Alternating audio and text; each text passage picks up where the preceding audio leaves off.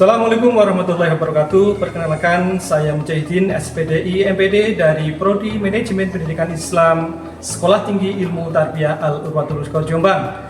Saya dosen mata kuliah Pancasila.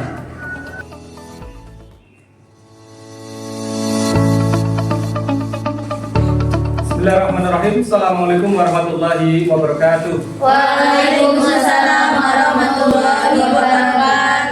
Alhamdulillahirrahmanirrahim. Pada kesempatan siang hari ini kita masih dipertemukan lagi oleh Allah untuk belajar Pancasila. Pendidikan Pancasila atau Pancasila ini merupakan mata kuliah wajib umum ya. Jadi setiap perguruan tinggi pasti itu ada mata kuliah Pancasila. Oke, kemudian yang berikutnya sebelum kita mulai pembelajaran ini, mari kita berdoa terlebih dahulu. Kami silakan ketua kelasnya untuk memimpin doa. Silakan. Sebelum kita memulai pelajaran, baiknya kita baca umul kitab terlebih dahulu agar mendapatkan barokah dari Allah Subhanahu wa taala. Al-hadini wa ala kulli niyatin sholihah. Al-Fatihah.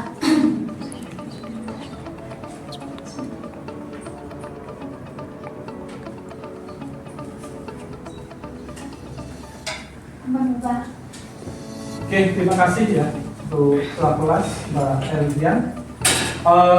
Langsung saja saya mau ajen hari ini ya. Karena apa?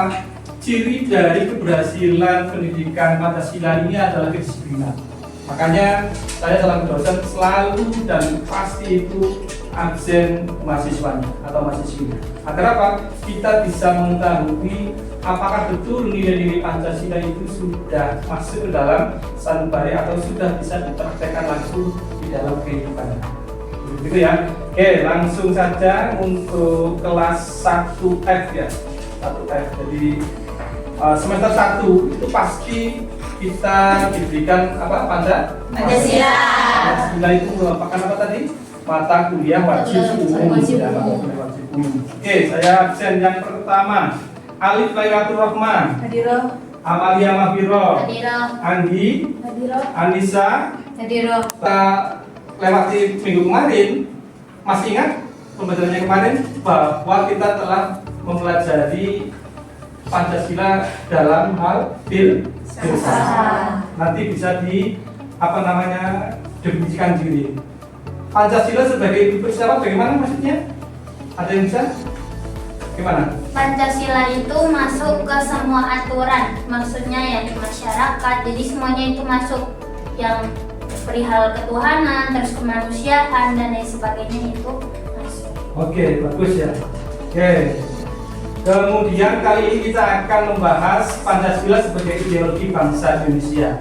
Jadi sebelum kita memasuki tentang ini, mari kita pretest. Nah, pretest itu apa? Pretest itu berarti tes sebelum kita belajar. Coba, ada yang pernah dengar kata ideologi? Nah, Apa itu ideologi? saya Apa itu? ideologi itu kalau secara etimologi atau secara bahasa, kalau ide itu artinya adalah ide, kalau logi itu logos yaitu ilmu, berarti ideologi itu adalah ilmu yang mempelajari tentang gagasan atau cita-cita. Bagus, tepat. Ada yang mempunyai pendapat lain? Mungkin? Tidak? Oke, sudah. Bagus ini ya. Selanjutnya, mari kita, atau begini, di dalam pembelajaran kali ini Pancasila sebagai ideologi, nanti kita selain saya menyampaikan materi ya, nanti juga sampai akan Bapak kasih tugas utara selatan. Gitu, oke. Langsung saja, saya mulai dari slide yang kedua dulu. Slide yang kedua, bahwa untuk yang kita bahas kali ini yaitu pertama konsep dasar dan makna Pancasila.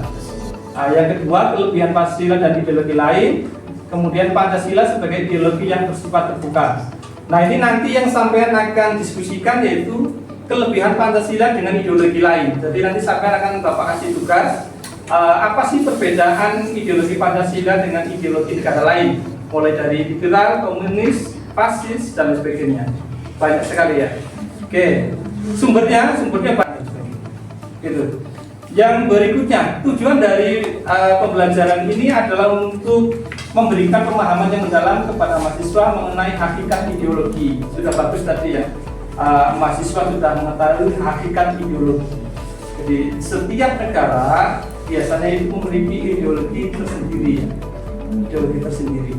Dan khusus untuk Indonesia ini memiliki ideologi yang paling beda dan hanya ada satu di dunia, yaitu ideologi apa?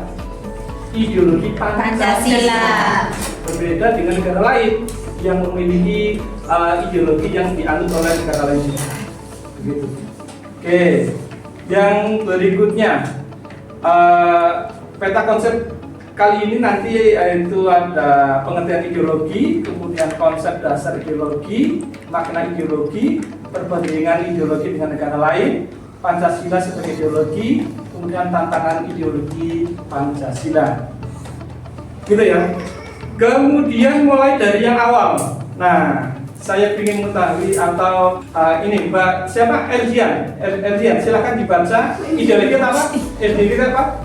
Ideologi adalah kumpulan gagasan dan nilai yang menjadi dasar arah bangsa. Ideologi berasal dari kata Yunani yaitu idea yang berarti gagasan atau konsep dan logos yang berarti ilmu. Oke, bagus sekali. Ini Mbak Eldian ya, pretest tadi Bapak belum memberikan tapi sudah menjawab dengan betul. Ini menunjukkan bahwa ketika Bapak menyampaikan di awal pembelajaran kita kontrak kuliah ya, Bapak memberikan schedule waktu dan sebagainya, mata kuliahnya, materinya apa. Nah ternyata Mbak Eldian di rumah sudah belajar. Terbukti dengan apa? Dia sudah mengetahui pengertian ideologi. Bagus, ini harus didiri. Oke, beri tepuk tangan untuk Mbak Eldian. Oke.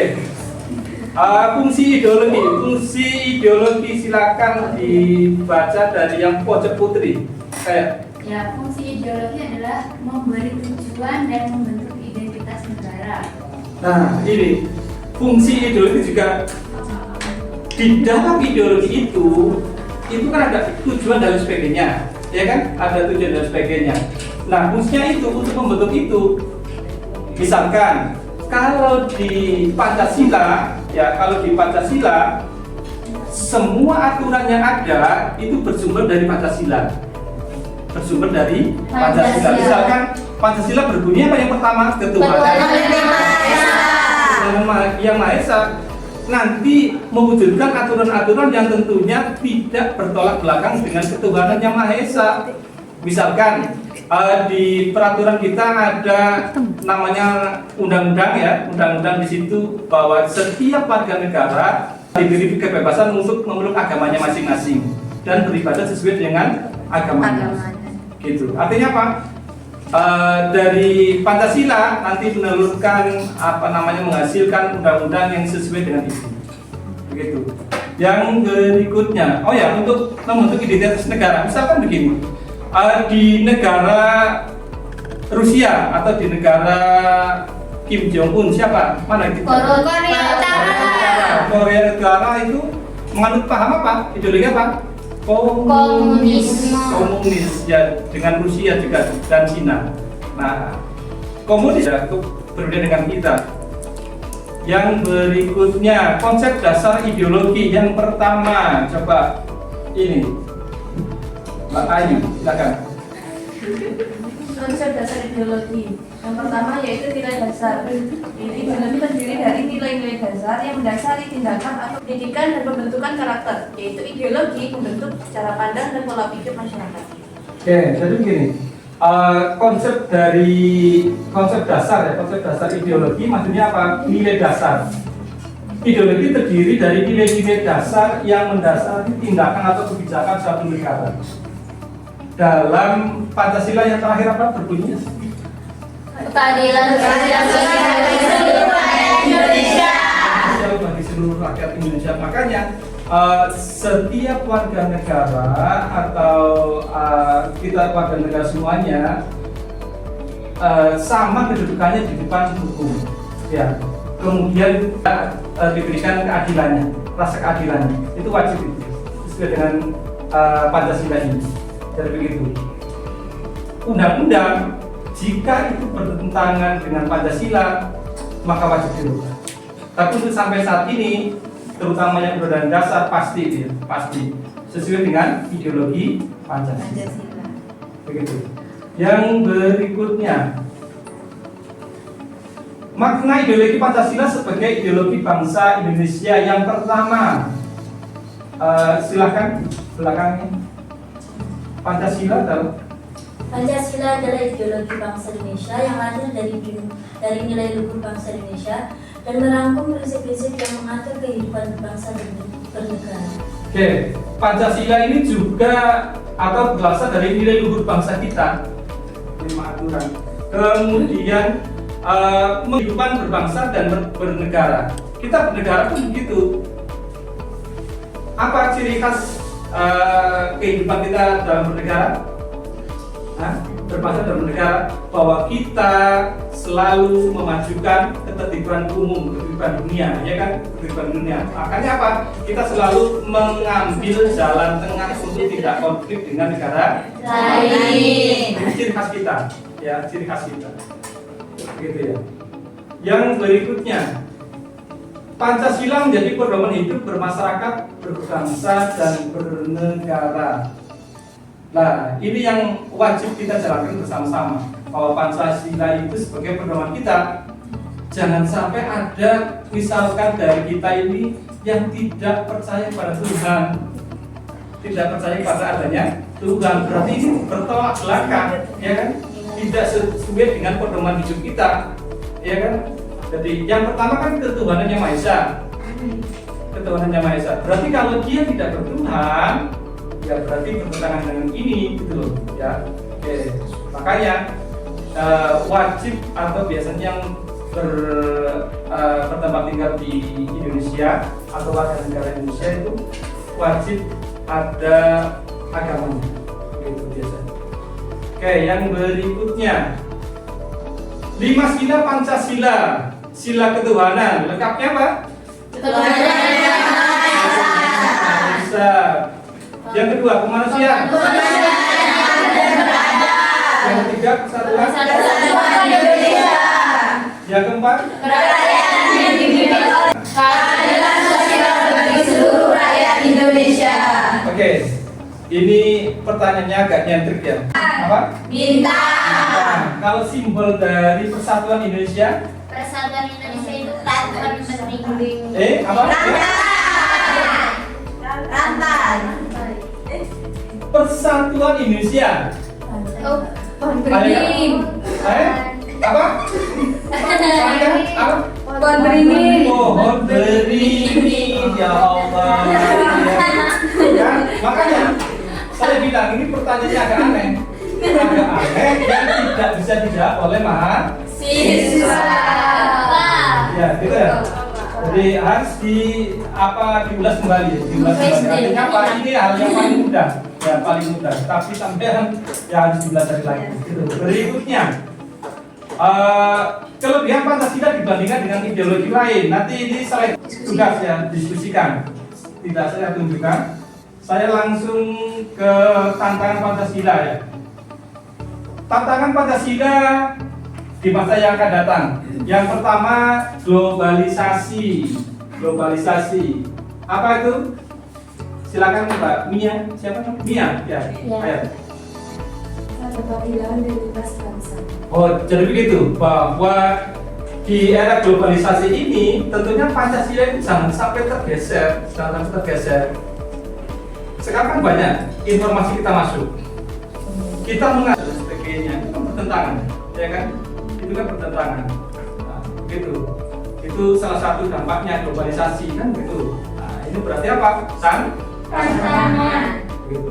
Yang berikutnya. Tantangan Pancasila ke depan dalam radikalisasi dan intoleransi.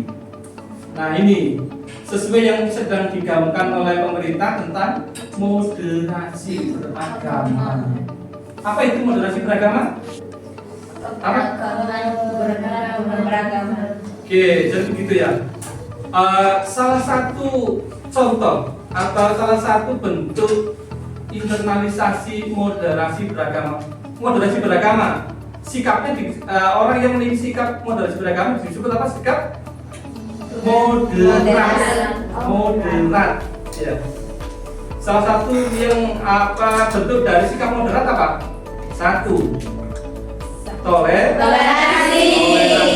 Yang kedua, Saling menghargai. saling menghargai. Yang ketiga, Anti kekerasan. anti kekerasan. Yang keempat, yang keempat, Komitmen kebangsaan. komitmen kebangsaan. Ini berarti sudah ada gambaran, seneng saya.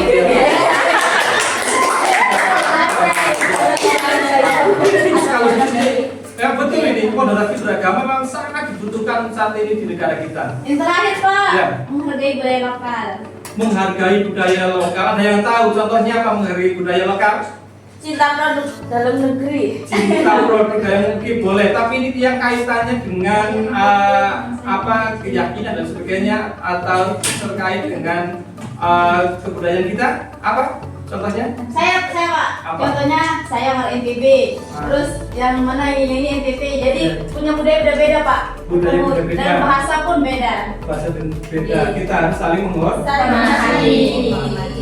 Itu ciri moderasi beragama. Ciri moderasi beragama juga yang paling untuk beribadah. Contohnya begini, kalau misalkan ada dari warga non muslim, kita kan muslim semua ya. Ada warga non muslim mau mendirikan rumah ibadahnya, rumah ibadah mereka, misalkan gereja atau Hindu, apa tanggapan sampean? Ayo.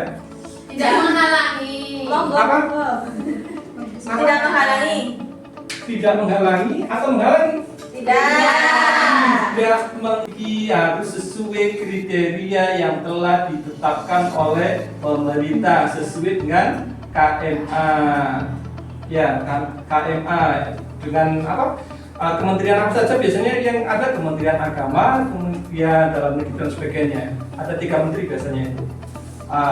Begini, maksudnya sesuai aturan yang ada, bagaimana izin mendirikan rumah ibadah itu? Setahu saya ya, contoh ya, misalkan dia hanya memiliki, dia hanya seorang diri, dia mau mendirikan gereja misalkan atau agama Hindu, apa pura, ya, besar sekali, itu cocok apa enggak? Tidak, ya. Makanya biasanya ada kesepakatannya, ada aturan harus sesuai dengan aturan.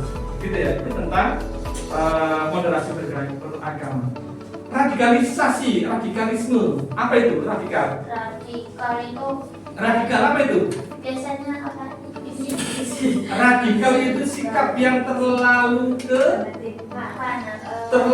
kanan. Dia memiliki sikap radikal. Jadi ini, kalau sampean pernah mendengarkan YouTube-nya yang dulu itu ngebom Bali, ya, ngebom Bali kan begitu dia. Terlalu ke kanan, terlalu ke kanan. Jadi akhirnya apa? Yang ada pemerintah kita itu adalah tauhid dan lain sebagainya yang jaraknya halal untuk ini kan nggak bagus ya, tidak sesuai dengan Pancasila. Begitu. Yang berikutnya tantangannya, tantangan Pancasila ke depan dalam pembangunan ekonomi dan keadilan sosial. Nah ini, sekarang kita kan untuk di bidang ekonomi rasanya ngenes. Apa itu ngenesnya? Sangat prihatin sekali ya kan? Kita rakyat kecil merasa ya, kita rakyat kecil diperas pajaknya, disetorkan ke pemerintah, tiba-tiba nanti ada yang korupsi kan gitu. Nah, akhirnya apa? Nanti merasa kesembunyian sosial. Nah, ini yang bahaya sekali ya. Jadi aku sekolah kerja, tapi kerjanya malah tinggal yang murah-murah. Nah, bahaya sekali ya. Di tantangan Pancasila ke depan dalam pembangunan ekonomi akan bermasalah kalau sudah begini, gitu ya. Jadi harus apa? Harus ada keseimbangan ekonomi dan pemerataan kesejahteraan. Harus sampai sing suki tambah suki, sing miskin tambah miskin. Nah ini nanti efeknya banyak banget. Jika ini merasa terzalimi, dia akan timbul sikap memberontak pada negara. Ini kan bahaya. Karena apa? Tidak ada kesejahteraan yang merata. enggak. Ya, kesejahteraannya merata. Berarti apa? Di itu tidak ada keadilan sosial Bagi seluruh rakyat Indonesia. Oke, yang berikutnya, tantangan Pancasila ke depan dalam transformasi digital. Ini maksudnya bagaimana menghadapi perkembangan teknologi yang pesat bisa membuat dampak baik dan buruk bagi kehidupan sosial dan budaya. Contohnya apa? Hah? Kita ini zaman kecil saya ya, sampai dengan 90-an akhir, kita melihat orang yang berpakaian seksi itu sangat susah, ya kan? Sangat susah. Orang itu jalan keluar rumah kelihatan betisnya itu malu. Tapi sekarang nggak bayangkan, apalagi zamannya media sosial. Sampai mau cari yang model apa bisa, itu kan ya? Ya kan? Nah, maksud saya paham ya? Nah, ini kan tantangan tersendiri bagi kita. Belum nanti ada info-info masuk dan lain sebagainya tentang radikal, tentang apa namanya terorisme dan lain sebagainya. Itu kan bersumber juga dari media atau teknologi. Itu banyak sekali. Nah, gitu ya. Jadi ini tantangan bagi kita sebagai orang yang percaya bahwa Pancasila itu adalah Ideologi. Oke, sebelum kita sampai kepada yang terakhir kesimpulan, seperti janji Bapak tadi, ada satu tugas yang sampai harus kerjakan. Ya, apa itu tugasnya? Sampai harus bisa membedakan antara ideologi Pancasila Pancasila dengan ideologi bangsa-bangsa lain. silakan, saya kasih waktu beberapa menit untuk dikerjakan. Jadi,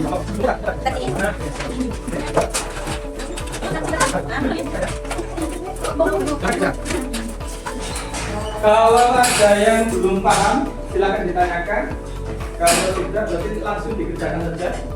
Oke ya, langsung dikerjakan.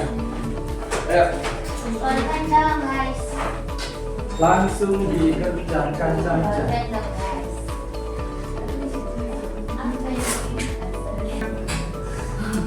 Kalau sapi itu di Islam itu adalah hewan yang bisa digunakan untuk kurban, dipuja, ya, hewan suci yang tidak boleh Makan. yang boleh sendiri. dimakan. Makanya ini dibutuhkan apa namanya tadi, Toleransi. Ya kamu kalau makan daging sapi jangan dienak-enak neng gede Bali sana ya. Bali. Kasihan mereka tersinggung. Aduh, Tuhan saya kok dimakan, nah, kan kasihan. Atau hewan peliharaan apa namanya itu kok dimakan ya? Itu berarti tidak menghargai. Begitu ya? Oke. Silakan dikerjakan.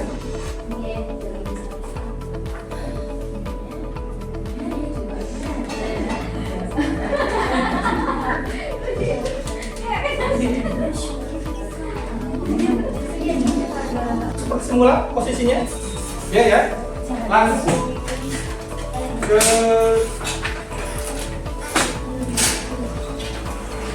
seperti yang mau menyampaikan itu, yang mau menyampaikan hasil diskusinya, silakan. Utara dulu, atau Sweet dulu, Sweet. Ya, Sweet. Yang menang yang pertama ya. Yang menang. Banting batu kertas. Oke.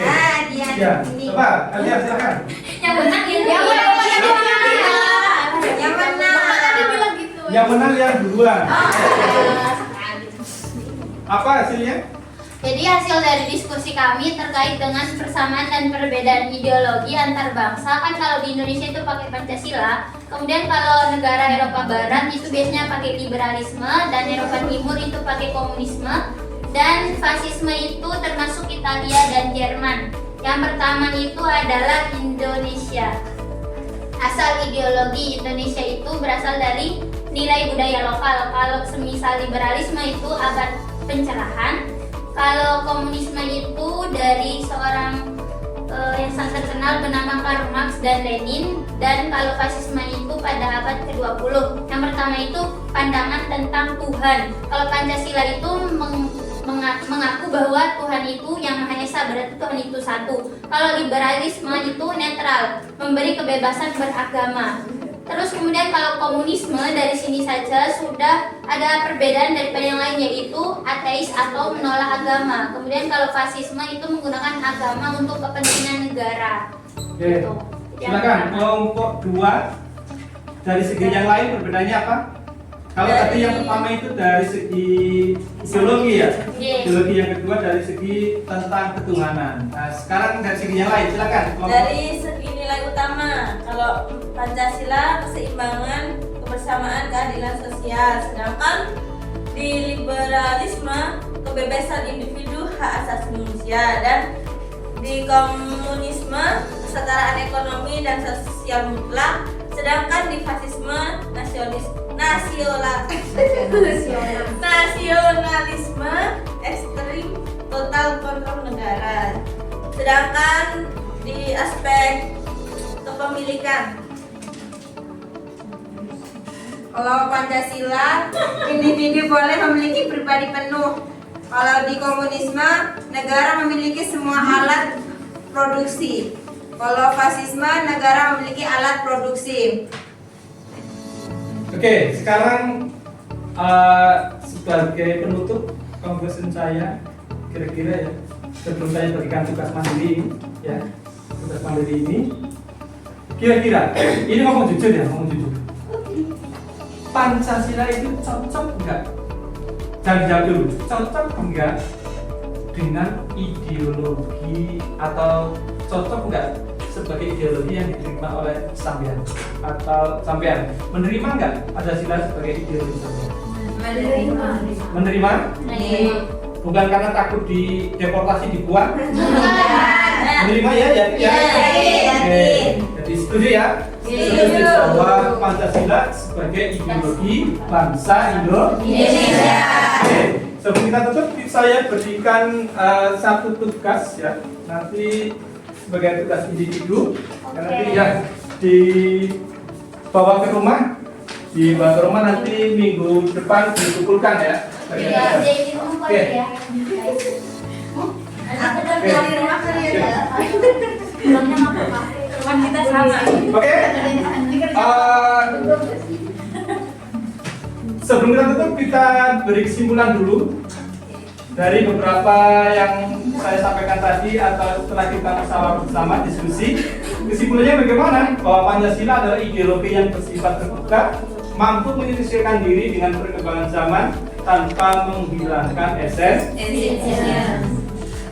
Oke ya. Jadi sebelum kita tutup, kita berdoa dulu, membaca hamdalah. Alhamdulillahirabbil alamin. Sekian dari saya, sampai jumpa di minggu depan. Assalamualaikum warahmatullahi wabarakatuh. Waalaikumsalam.